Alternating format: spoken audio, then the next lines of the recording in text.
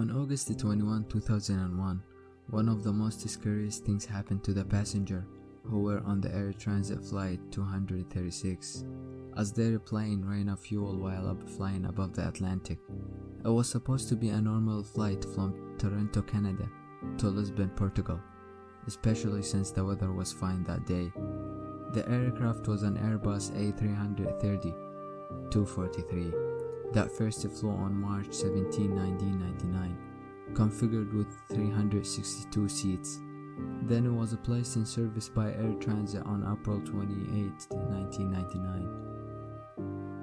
The plane was powered by two Rolls-Royce Trent engines. The captain of the plane was Robert Piche, 48 years old, and had 16,800 hours of flying experience. His co-pilot is Dirk DeJager, who have 4,800 flight hours. The Flight 236 had about 306 people, 13 crew members and 293 passengers. At 8 p.m., the flight took off, with having 4.5 tons of fuel more than it requires. Most of the passengers on the flight were Canadians trying to enjoy their summer by traveling, and Portuguese that are going to visit their families back home. The flight was supposed to take about 8 hours, yet it was nowhere to be seen in Lisbon. At 4:38 UTC, the aircraft began to leak fuel from the right engine, but the pilot didn't know about it.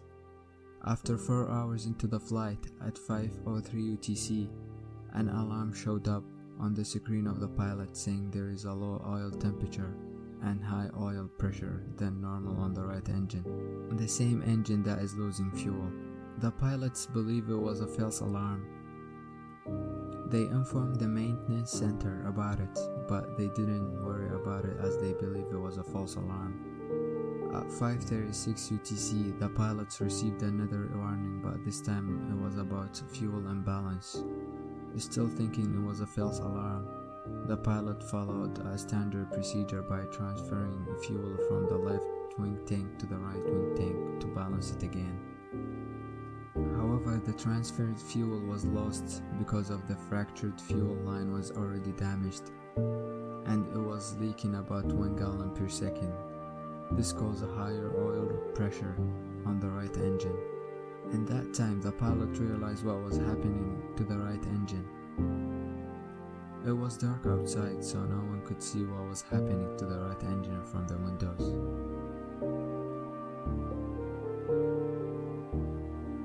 At 5:45 UTC, the pilots decided to divert to Lajas Air Base in the Azores, and 3 minutes later, they declare a fuel emergency with Santa Maria Ocean Air Traffic Control. At 6:13 UTC, while still 170 miles from Lajas and at 39 feet, the right engine stopped completely due to a lack of fuel. The pilot of the aircraft was aware that the plane can fly on one engine, so he stopped the transformation of the fuel, and instead, he tried to save the fuel for the left engine.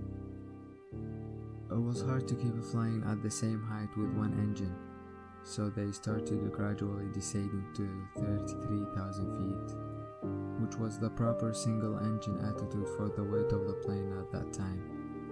10 minutes later, the crew sent a mayday to Santa Maria Ocean Air Traffic Control. Mayday is an emergency procedure word used internationally as a distress signal and voice procedure radio communication. 3 minutes later, the left engine also ran out of fuel. The plane lost its primary sources of electric power, but it has the emergency ram air turbine. However, the aircraft lost its main hydraulic power, which operate the flags, the alternate brakes, and the spoilers. At 6:31 UTC, the oxygen masks dropped down in the passenger cabin. Everyone was scared and praying that they can survive what's happening. Using their radar system, military air traffic controllers guided the pilots to the airport. Captain Piche knew he had about 20 minutes left before they would be forced to fall in the ocean. Seeing the airport from distance gave the passenger and pilot some hope. The pilot knew he had one chance to land, but the aircraft was too high and too fast to make a safe landing. So the pilot executed one 36-degree turn and then series of S-turns in order to get lower. At 6:45 UTC, the plane finally touched the ground, approximately 1,030 feet past the threshold of runway 33, and bounced once, and then touched down again, approximately 2,800 feet from the threshold.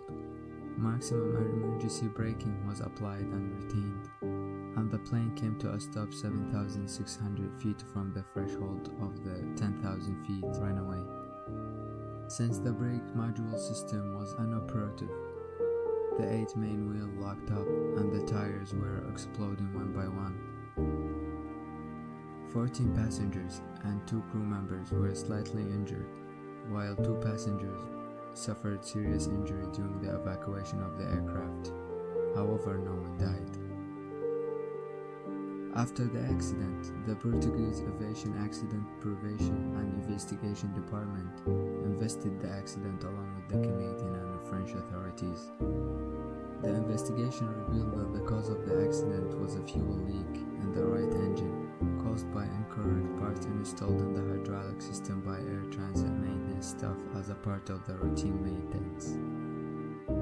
The engine had been replaced with a spare engine, lent by Rolls-Royce from an older module which did not include a hydraulic pump. Air Transat accepted the responsibility for the accident and was fined $250,000 by the Canadian government, which as of 2019 was the largest fine in the Canadian history. The pilot returned as a hero. In 2002, Captain Piche was awarded the Superior Airmanship Award by the Airline Pilots Association.